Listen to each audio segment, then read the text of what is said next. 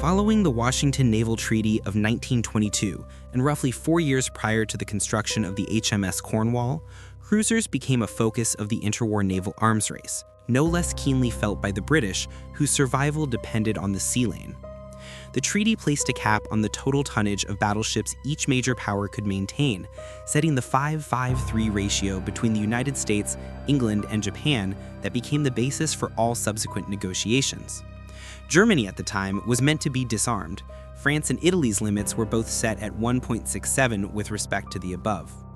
It also banned new battleship construction for 10 years, a restriction later extended to 1936. These limits terminated World War I construction programs and even required the scrapping of some existing battleships, thus the renewed interest in cruisers. The treaty was not silent about cruisers. It allowed for their construction, but set an upward bound on their size and armament at 10,000 tons displacement with guns no larger than 8-inch. Thus, the Washington system limited naval arms, but did nothing to eliminate underlying national rivalries. The major powers all proceeded to design ships as close to the limit as possible, searching for the optimum mix of firepower, speed, armor, and endurance. The British had the edge of experience, having already built the improved Birmingham class, 1917-21, ships of 9,550 tons with 7.5-inch guns and a speed of 30.5 knots. These ships had introduced the modern cruiser concept, superior in endurance and speed, but inferior in armor and gun caliber to the armored cruisers of the Great War. HMS Cornwall was the first treaty cruiser of the County or Kent class when launched on March 11, 1926.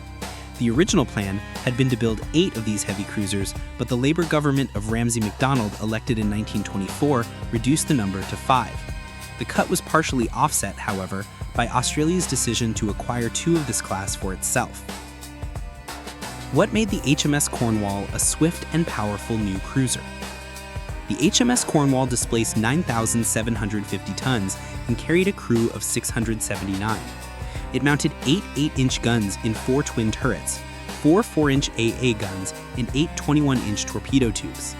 Maximum sustained speed was 31.5 knots with a range of 7,000 nautical miles at 10 knots on 2,800 tons of fuel oil. Its mission was to guard the global sea lanes upon which England's commerce and survival depended. Protection against the 8-inch shells of other heavy cruisers was nil. To stay within the 10,000-ton limit, defense was sacrificed for offense. Some protection for the magazines, 3 inches of armor, and engines, 1 to 2 inches, was provided against the lighter guns carried by destroyers and armed merchant raiders. Yet even this light armor meant that British cruisers were generally better protected than those of other navies, though somewhat slower as a result.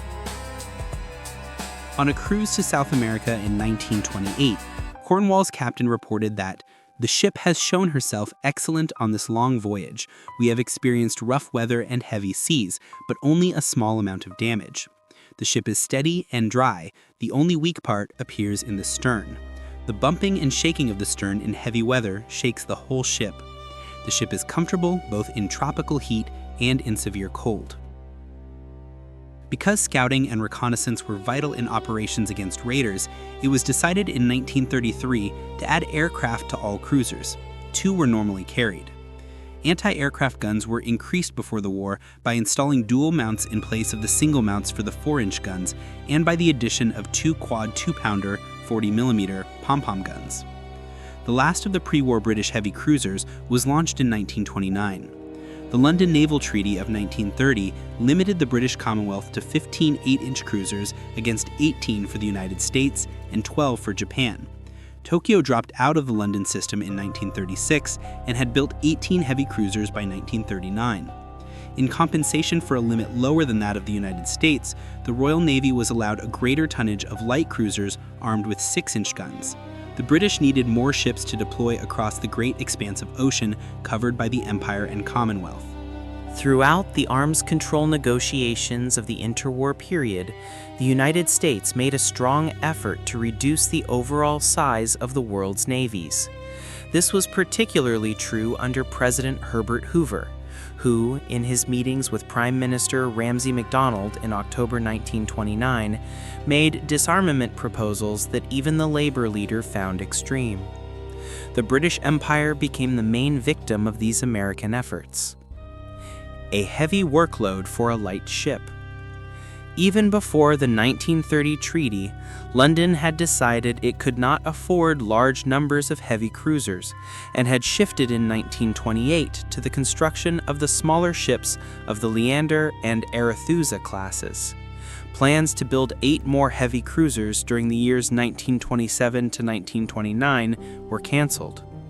Even the last 2 8-inch cruisers, York and Exeter, were smaller than the preceding heavies, displacing only 8,250 tons with 6 8-inch guns instead of 8. While Admiralty spokesmen continued in public to express confidence in the ability of British sailors to outfight ships of superior firepower, in private there was growing concern that the Navy's new light cruisers could not stand up to the larger ships being built by potential enemies. It was not that British light cruisers were inferior for their class. They were generally larger and better armed than Italian, Japanese, or German light cruisers. The problem was that British light cruisers were being built to perform duties that should have been assigned to heavy cruisers. The 1934-36 programs tried to deal with this by building the 8 Southampton-class cruisers. These marked a return to the 10,000-ton limit, but were still armed with 6-inch guns, 12 of them in 4 newly designed triple turrets. But like the earlier heavy cruisers, these were considered too expensive by the Exchequer.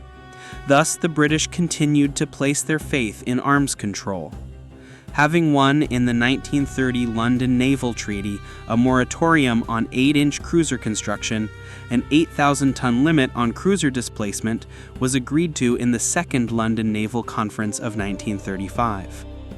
However, because Germany had not participated in the conference, and Italy and Japan had walked out of the talks, the 1935 agreement ended up being a self-limiting agreement among the 3 Western democracies, England, France, and the United States.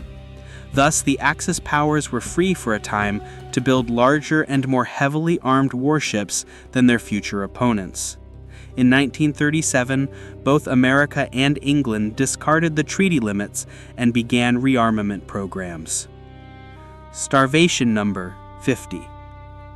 The British Admiralty had determined that 70 modern cruisers were needed, 45 for trade protection and 25 for the battle fleet. This was a considerable reduction from the 114 cruisers available in 1914. When war broke out in 1939, the Royal Navy, including Commonwealth ships, numbered 67 cruisers, but only 42 were modern ships launched during the preceding 15 years. This was an even lower number than the minimum of 50 modern cruisers that had been set by the Labour government in 1930 in the name of peace and fiscal restraint. The first Sea Lord, Admiral Sir Frederick Madden, had termed 50 cruisers a starvation number in 1929. In a 1931 memorandum drawn up in preparation for the League of Nations World Disarmament Conference, held without results in Geneva during 1932 to 1934, Madden's successor, Admiral Sir Frederick Field, stated that the Commonwealth has accepted a naval strength which in certain circumstances is definitely below that required to keep our sea communications open in the event of us being drawn into a war. Although the Admiralty won re-acceptance of the 70 cruiser goal when the Conservatives returned to office in 1931, the tight budgets of the 1930s prevented that goal from being attained. For the 6 years before becoming the Prime Minister best known for appeasement, Neville Chamberlain had served as Chancellor of the Exchequer. There he had fought successfully to minimize military spending in the name of low taxes and balanced budgets. A more fundamental problem was the decline in the naval shipbuilding industry as a result of curtailed procurement. Of the 12 major firms involved in naval construction in 1914, 5 were out of business by 1933, and 5 others were down to skeleton staffs. The merger of Vickers and Armstrong created the only firm capable of fulfilling large orders across the spectrum of military needs. This downsizing of the industrial base made rapid rearmament impossible. The HMS Cornwall sinks the first German raider. In order to boost the number of ships in the fleet within the treaty and fiscal limits, 11 of the small, 5,450 tons Dido-class ships, armed with 10 5.25-inch dual-purpose guns, were ordered in the 1936-38 programs. Thus, in 1939, the only heavy cruisers afloat were those built in the 1920s. Cornwall was assigned to the 5th Cruiser Squadron on the China Station, Hong Kong, when the Germans invaded Poland. That may have seemed safe, but it was soon apparent that at least on the naval side, it was going to be another global conflict.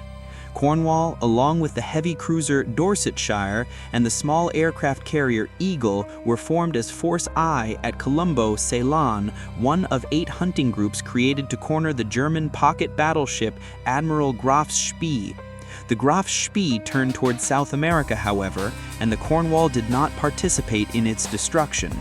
Cornwall, however, did have the honor of being the first to sink one of the dangerous German armed merchant raiders, the Pinguin, under Captain Ernst Felix Kruder.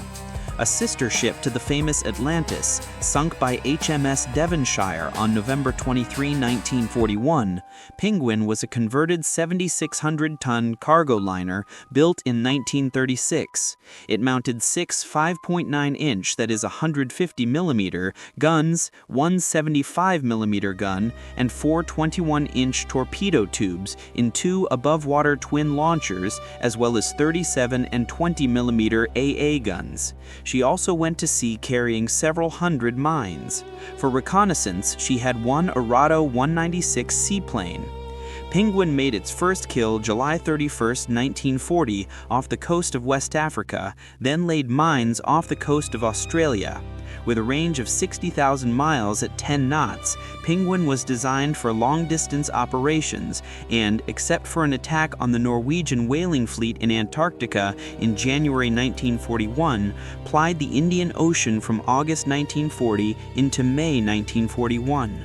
Cornwall, under the command of Captain P.C.W. Manwaring, often operated in the Western Indian Ocean despite still being assigned to the South Atlantic Command. On April 29, the 7,266-ton liner Clan Buchanan got a message off before being boarded and scuttled by Kruder's raider. Force 5, consisting of Cornwall, the old cruiser Hawkins, and the carrier Eagle, were ordered to respond, as was the New Zealand manned 6-inch cruiser Leander. Kruder headed west toward Africa rather than south to open sea where the British were looking. On May 7, however, 300 miles southeast of Socotra, Pinguin tried to capture the small 3,600-ton tanker British Emperor. The victim did not cooperate and raised an alarm heard both by Cornwall sailing from Mombasa and by British authorities in Colombo. Captain Manwaring increased speed to 25 knots. Pinguin's top speed was 16 knots to intercept the raider that was then 500 miles north of his position. Kruder obliged by turning southwest so that the two ships spent the day and night closing the distance between them. Only 60 men survived. At 7 in the morning on May 8, one of Cornwall's walrus seaplanes spotted Penguin 65 miles off the port side, and the chase was on. The cruiser increased speed to 28 knots. Unable to escape, Kruder tried to brazen out his disguise as the Norwegian merchantman Tamerlane, even sending out a false radar report over a captured British radio. Manwaring twice challenged and twice fired warning shots after pulling within visual range at 4 p.m. As the cruiser closed to 10,500 yards, the German turned to port, hoisted its true colors, and opened accurate fire with its 5.9-inch guns. A hit disabled Cornwall's steering for several minutes, and the forward A and B turrets had to be shifted to manual control owing to a circuit failure. Cornwall moved to open the range as near misses showered the ship with splinters. Penguin also fired 2 torpedoes that missed. Once the cruiser was able to bring all its 8-inch guns into action, the battle ended quickly. At 5:26, a 4-gun salvo hit the raider. 1 shell hit forward, another under the bridge, a third in the engine room, and a 4th detonated some of the 130 mines still on board, causing a massive explosion that sent the raider under in seconds. Only 60 out of the Penguin's crew of 342 and 22 out of 225 Allied prisoners held on the raider survived. Captain Kruder was not among them. Rescue operations were hampered by the failure of electrical power in the Cornwall's engine room, causing so much heat to build up that the engineering spaces had to be temporarily abandoned, and 1 officer died of heat stroke. Uneven contest, or fair fight. While a battle between the heavy cruiser and a raider may seem an uneven contest, it must be remembered that raiders packed considerable firepower at close range. This is where most engagements were fought, owing to the need for British captains to make a positive identification of suspected ships before opening fire. While the Royal Navy guarded against German raiders in the Indian Ocean, it also had to keep an eye on Japan. Tokyo had proclaimed its Greater East Asia Co-Prosperity Sphere on July 27, 1940. Less than 4 weeks before the Penguin was sunk, Japan had signed a non-aggression pact with the Soviet Union. This protected Tokyo's back as it prepared an attack to the south. The blow fell on the British as well as the Americans on December 7, 1941, when Japanese troops landed on the Malayan Peninsula. 3 days later, the battleship Prince of Wales and battlecruiser Repulse, Force Z, were sunk by air attack. By the end of January 1942, the Japanese army was at the gates of Singapore, which surrendered on February 15th. The oil-rich Dutch East Indies were the next Japanese target. On February 27th and 28th, a mixed American, British, Dutch, and Australian force of 5 cruisers and 9 destroyers attempted to intercept a Japanese invasion force. In the resulting Battle of the Java Sea, all the ABDA cruisers were lost, including the British heavy cruiser Exeter, which had won fame for its duel with the Graf Spee in the River Plate. By April, the Japanese had digested their Pacific conquests and were prepared to mount a major raid into the Indian Ocean. Vice Admiral Nagumo had 5 of the 6 large aircraft carriers he had used at Pearl Harbor, with a covering force of 4 battleships, 1 light carrier, 3 cruisers, and 11 destroyers. The British fleet was under Admiral Sir James Somerville, who had only recently become CNC of the Eastern Fleet. He had distinguished himself in the pursuit and destruction of the German battleship Bismarck, and as commander of Force H in the Mediterranean. Somerville divided his fleet into 2 groups: Force A, 2 fleet carriers, 1 battleship, 4 cruisers, and 6 destroyers, and Force B, 4 battleships, 1 light carrier, 3 light cruisers, and 8 destroyers. The battleships and cruisers of Force B were too old and slow to face the cream of the Japanese fleet. Somerville's hoped to surprise the enemy with the more modern ships of Force A, to which Cornwall was assigned. When Nagumo was sighted headed for Ceylon on April 4, Force A was divided.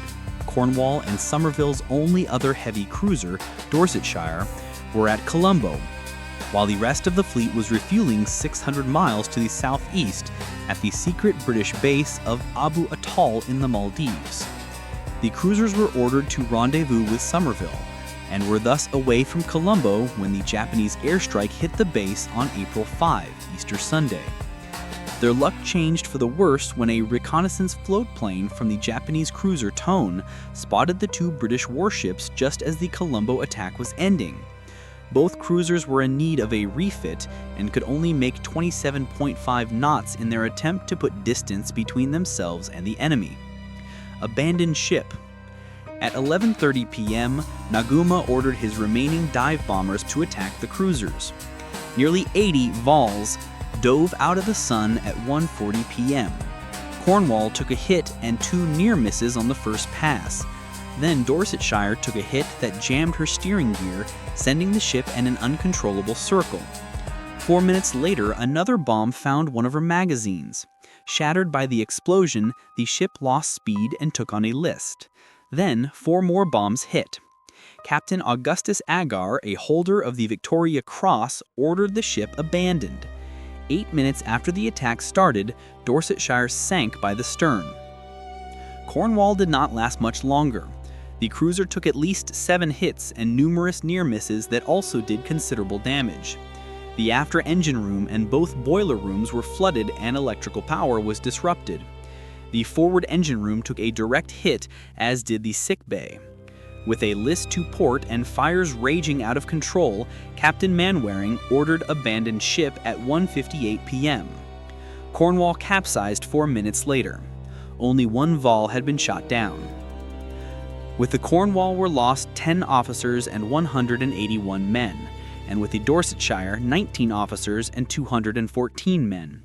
Among the dead were many of the South African volunteers who had done so much to make up for manpower shortages in the Royal Navy.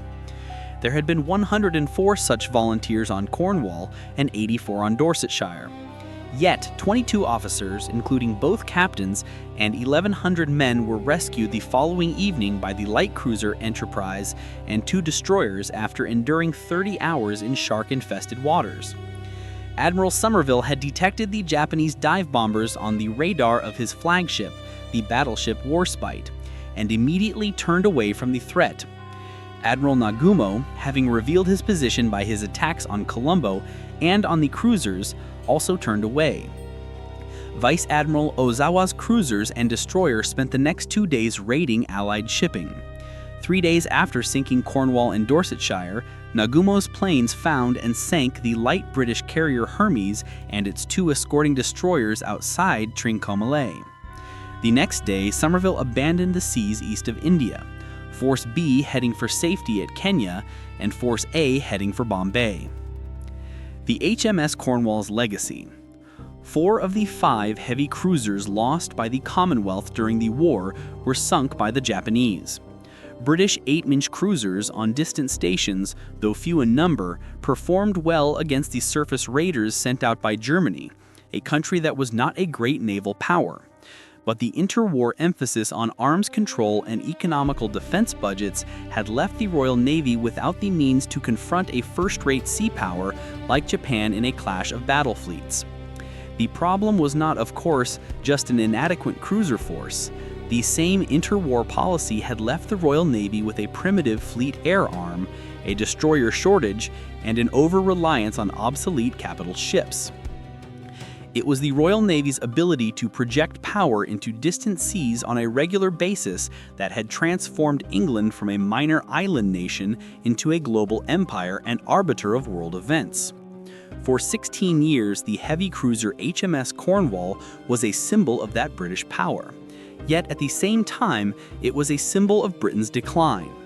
The first cruiser designed under the terms of the 1922 Washington Naval Treaty, when the world seemed at peace, the Cornwall became the victim of Japan's rising power 20 years later. The Cornwall's eventful service on distant stations traced the loss of that preeminence at sea that the Royal Navy had held for 2 centuries.